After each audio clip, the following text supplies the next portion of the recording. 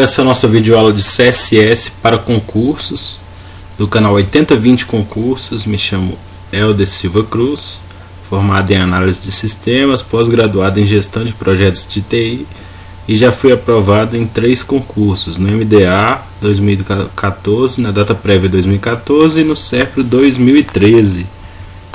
Estou buscando aí compartilhar conteúdos com vocês. Pessoal, esse conteúdo aí sobre CSS, eu utilizei várias fontes aí, dentre elas muitos aí do W3C e outros sites aí que me deram aí um conteúdo sobre o guia de referências, sobre dados aí do CSS, e eu filtrei aí com sites de questões para concursos para poder ter um conteúdo bem compilado acerca do que vem caindo aí de fato nos últimos 5 anos em concursos de TI.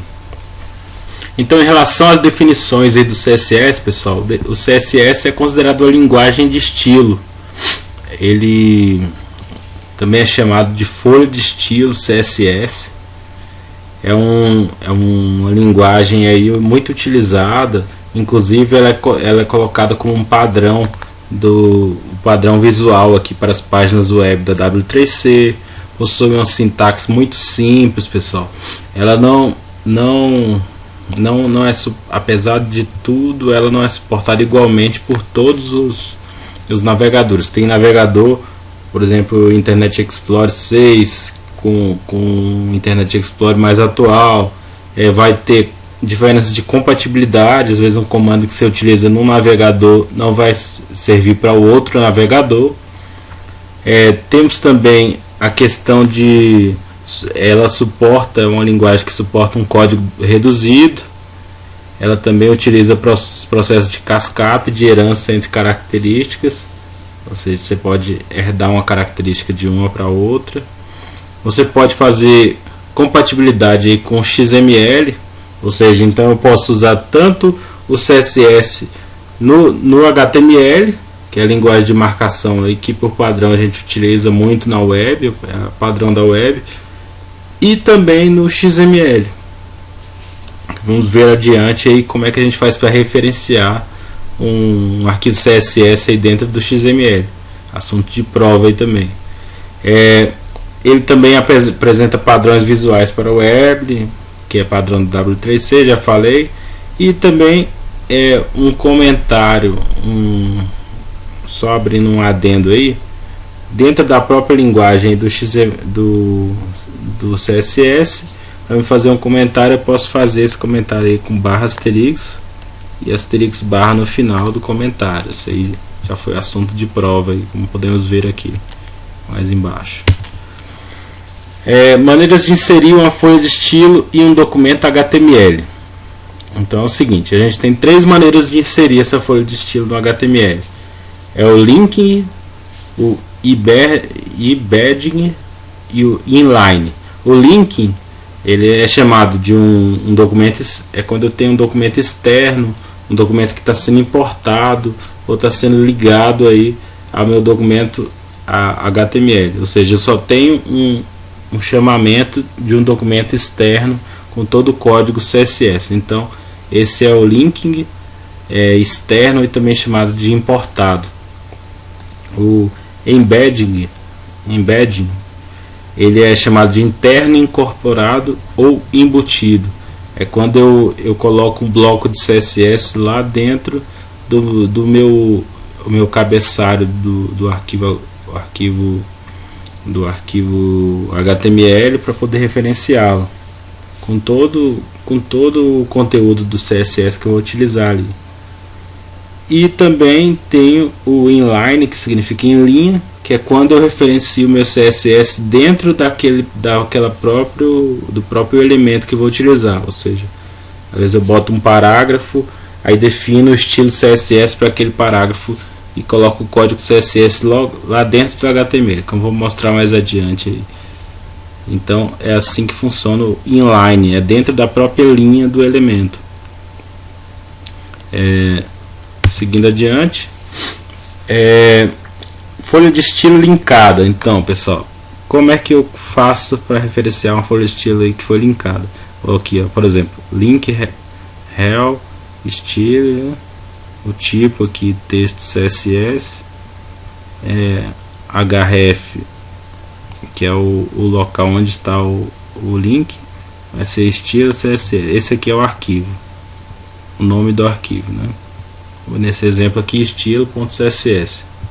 Assim que eu referencio aí dentro do uma folha de estilo CSS que está no arquivo externo, né? Ou que eu incorporo aqui aquele CSS no meu documento HTML.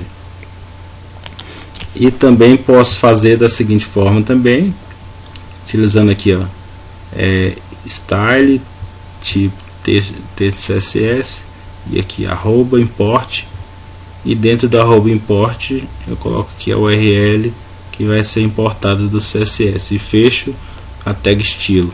Então dessas duas formas eu posso linkar aí um CSS externo a minha página HTML.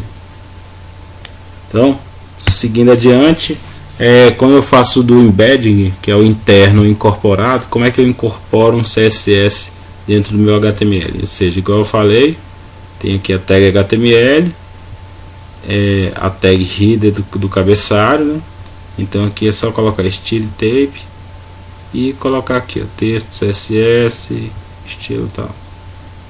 Aí aqui dentro entre essas duas tags eu coloco todo o código CSS que vai ser utilizado no documento HTML corrente, né? Então essa é a forma de eu ter um CSS interno ou incorporado, também chamado de embutido aí no meu documento HTML. Em relação da folha de estilo inline, ou seja, na linha, aí é aquilo que eu tinha citado. Por exemplo, eu tenho uma tag P aqui, que é uma tag de parágrafo. Então se eu colocar aqui um atributo estilo, aí entre as aspas aqui eu coloco aqui tudo o que eu quero. Por exemplo, eu quero uma cor vermelha e uma margem da esquerda com 20 pixels. Ou seja, eu estou escrevendo aqui, ó, utilizando os pontos e vírgulas no final de cada comando, igual eu escrevo aqui no CSS. Aqui já é comando CSS mesmo, pessoal. Então, mais abaixo aqui, em relação à folha de estilo dentro de um documento XML, então essa aqui é a chamada, XML, estilo tipo CSS, né? E aqui dentro eu coloco o link aqui do href para o nome do meu arquivo que eu vou chamar. Então isso aqui já foi alvo de várias provas aqui, como a gente pode ver. Como é que eu chamo uma folha de estilo CSS dentro de um XML. Pessoal, em relação ao manual de referência aí, esses aqui são alguns assuntos que a gente vai tratar dentro do manual de referência do CSS. São seletores, que são formas de selecionar um elemento, unidades, são as unidades de medidas, bordas, margens, espaçamento, modelo de formatos visuais, detalhe do modelo de formatos visuais, efeitos visuais, agregador de conteúdo, numeração automática e listas, cores de fundo, paginação para impressão, fontes topográficas, texto, tabelas e interfaces de usuário. Então aí, seguindo o primeiro conteúdo, seletores. Em relação aos seletores, é como a gente faz selecionar um elemento aí para poder especificar qual é a formatação daquele elemento. Por exemplo, se eu coloquei só o nome do elemento, ou seja, um P aqui, então para todo parágrafo, então aqui qualquer elemento, né? Se eu coloquei, eu só estou selecionando aquele elemento específico, um seletor para qualquer elemento.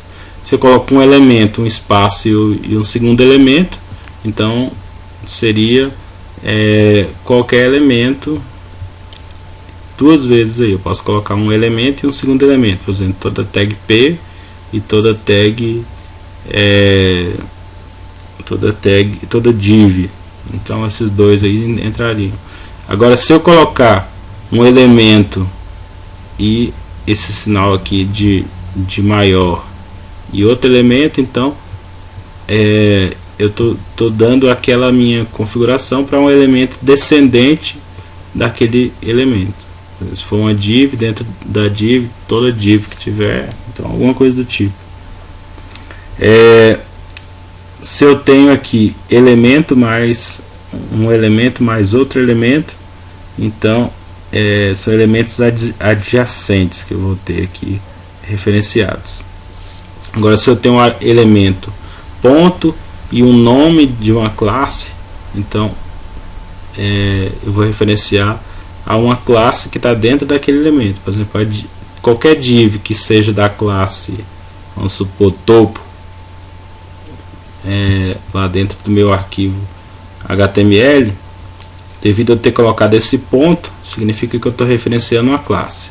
Então, qualquer arquivo que tiver com a classe, essa classe topo, vamos supor, qualquer div que tiver com a classe topo, entraria aqui no caso nessa referência.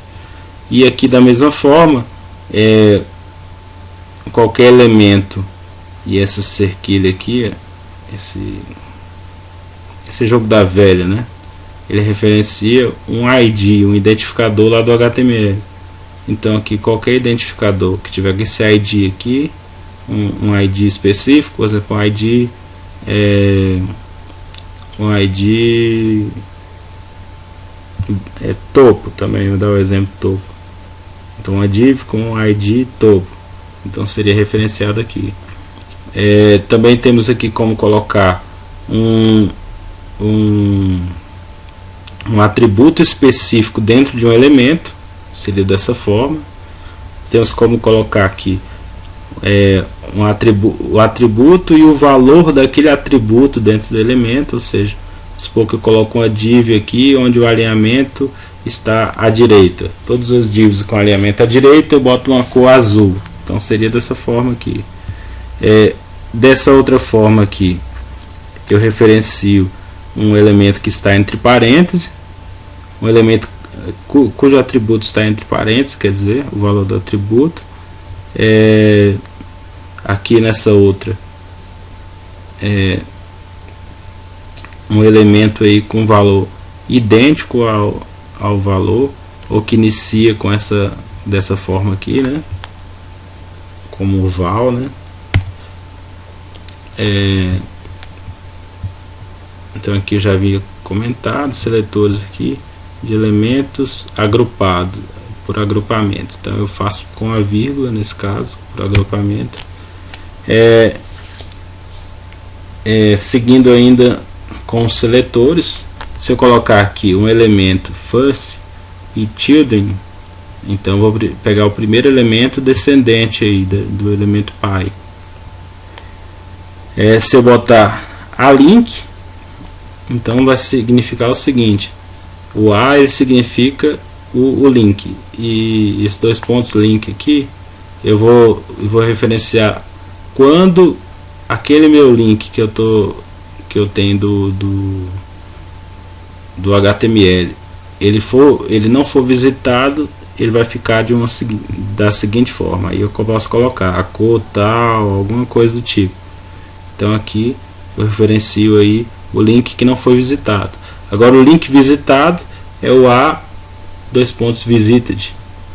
Agora aqui tanto um link quanto qualquer função que tenha como ser ativada, né, qualquer elemento que tenha como ser ativado, também eu posso colocar aqui o active. Ou seja, depois que eu cliquei no link ou depois que eu ativei qualquer coisa, ficaria de uma forma que eu especificar.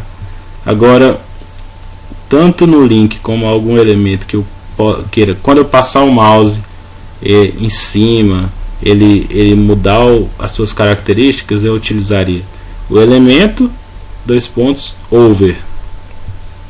A mesma forma aqui, ó, vamos supor, quando eu tiver com o foco selecionado num determinado elemento, ele mudar a cor, ele mudar as suas características, seria o elemento focus. Então, outro seletor, se eu tiver o elemento lang e aqui dentro uma língua específica, então qualquer elemento que tiver com aquela língua ele vai estar referenciando aqui. Então já é a última parte aí em relação a esse. Se eu tiver o first line dentro, o elemento dos pontos first line é a primeira linha do elemento, esse segundo aqui já vai ser a primeira letra do elemento. Se eu tiver o elemento before, vai ser em posição anterior ao elemento. Elemento dois pontos after vai ser o elemento que está na posição posterior àquele elemento. Então, seguindo aqui, pessoal, já saindo de seletores e entrando em unidades, temos aí basicamente dois tipos de unidades. Temos unidades relativas e unidades absolutas. Qual é a diferença básica? A unidade relativa é uma unidade que vai depender de um outro elemento ou de outros parâmetros para poder identificar. Não é um tamanho fixo. E já a unidade absoluta, ela sempre vai ter um tamanho fixo, independente da proporção que estiver sendo utilizada. Ou seja, por exemplo, exemplos de unidade relativa, eu vou ter o px aí, que é o tamanho em pixel, o em, que é o tamanho relativo da fonte utilizada no elemento, o ex, que tem relação aí com a correspondência da altura da fonte. E já aí dentro das unidades absolutas eu tenho o in, que se relaciona com polegada, o cm está relacionado a centímetro, o mm relacionado a milímetro, o pt relacionado a pontos aí, né, é o point, e o pc relacionado a pica, que pica significa 12 pontos. E só a título de curiosidade também, e um point ele vai significar 72 polegadas. Então, mais abaixo aí também podemos referenciar por porcentagem, né, na unidade de medida. Ou seja, se eu usar aqui esse sinal de porcentagem, ou se eu colocar 0, ele não requer uma atribuição de unidade.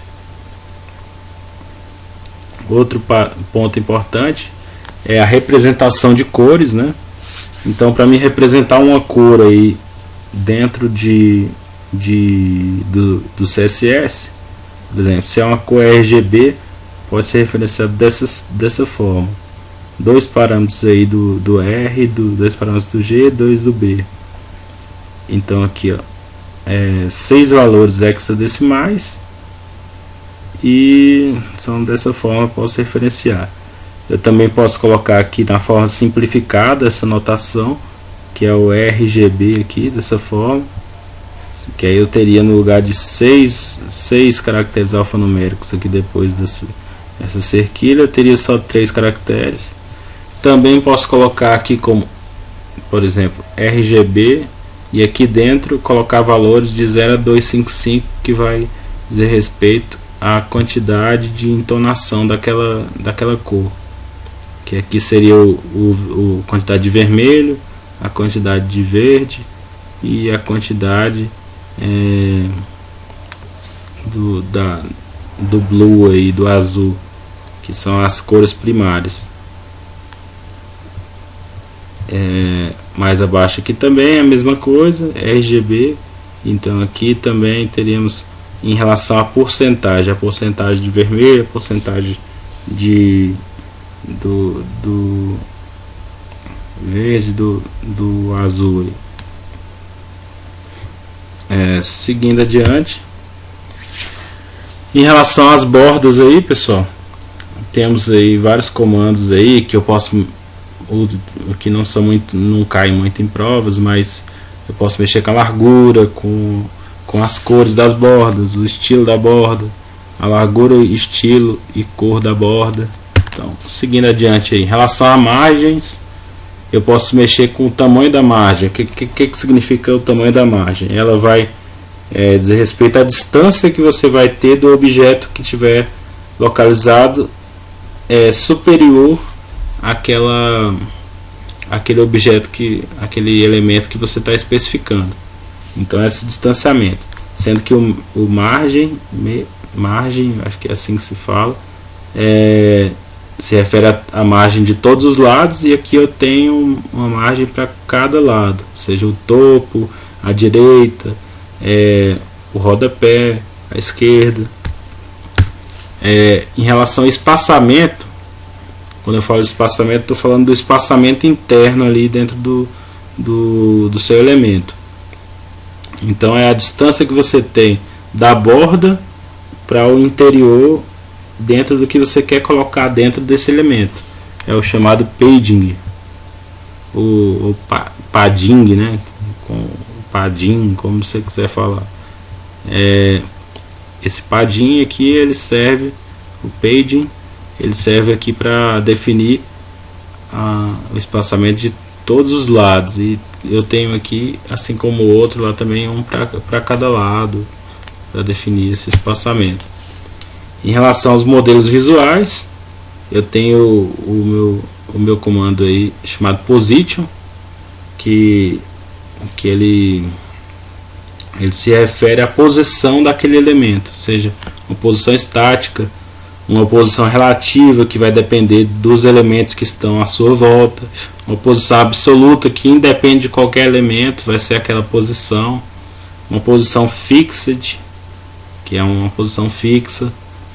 Então temos aqui outro também que é bem interessante utilizar junto com o position, que é o float, que ele tem relação com o posicionamento adjacente à esquerda ou à direita do elemento. Você tem como dar um float left ou float right. Temos aqui o z-index, que significa a profundidade daquele elemento, ou seja, se eu quero colocar um elemento atrás do outro, ou seja, uma div por trás e uma na frente, eu utilizaria o z-index aí para fazer o index no eixo Z, e o eixo de profundidade. E tem outros comandos aí também que vocês podem estar olhando com calma o significado. Em relação a detalhes do modelo do formato visual, temos aí alguns aqui que significam para largura, altura, alinhamento. Temos também aqui mais adiante efeitos visuais. Temos aqui alguns comandos. Eu vou citar aqui apenas o visibility, que significa aqui para dizer se aquele elemento ele vai ser visível ou não. Temos aqui o agregador de conteúdo de numeração automática e lista. Temos o content, que ele serve para agregar conteúdos para os pseudo-elementos aí, tanto after como before. Ele agrega conteúdos.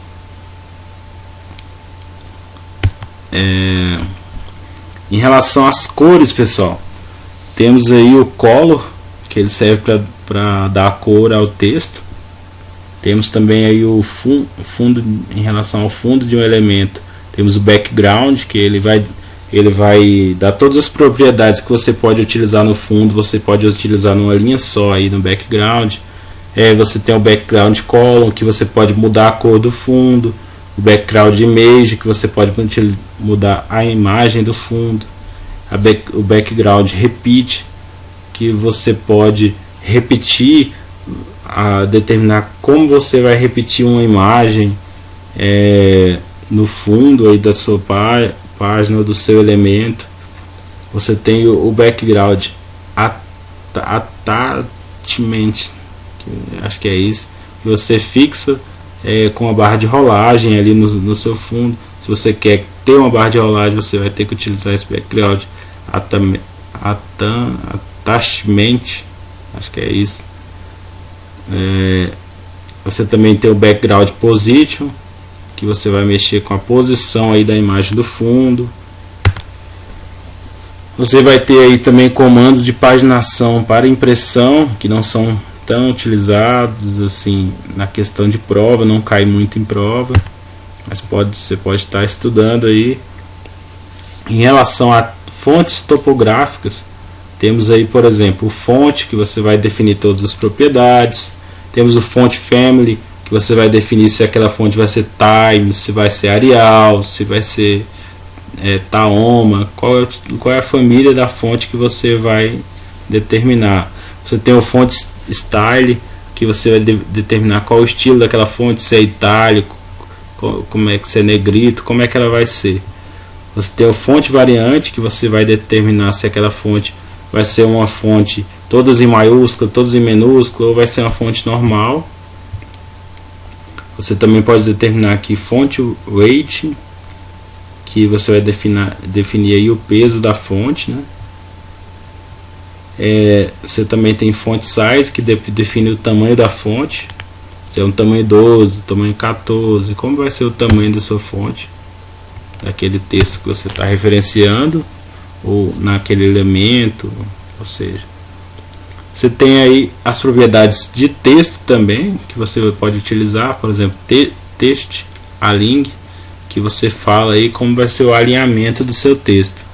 Tanto você pode alinhar à esquerda, à direita, centralizado, justificado, como qualquer processador de texto aí utiliza também. Você tem o text decorate, que você pode ter efeitos de decoração, aí, por exemplo, sublinhado, taxado, em linha, piscante, esses efeitos de decoração, é o text decorate. E se você não quiser ter nenhum, você pode colocar o text decorate com parâmetro none, ou então utilizar algum desses parâmetros aqui conforme você desejar. Letter spacing, ele é para mexer com o espaçamento entre os caracteres. Também tem o text transforms, que significa transformar o texto em maiúsculos ou minúsculos. Aí temos comandos para ser utilizados com tabelas, que não cai muito em prova, isso aí eu não vou estar falando. Interface de usuário, comandos de interface de usuário, também não vou estar citando. Então chegamos ao fim aí da nossa videoaula de CSS para concurso, pessoal. Espero ter contribuído com o conhecimento de vocês aí. Dúvidas? Só entrar no nosso canal, deixar o seu comentário ou mandar um e-mail aí pra gente.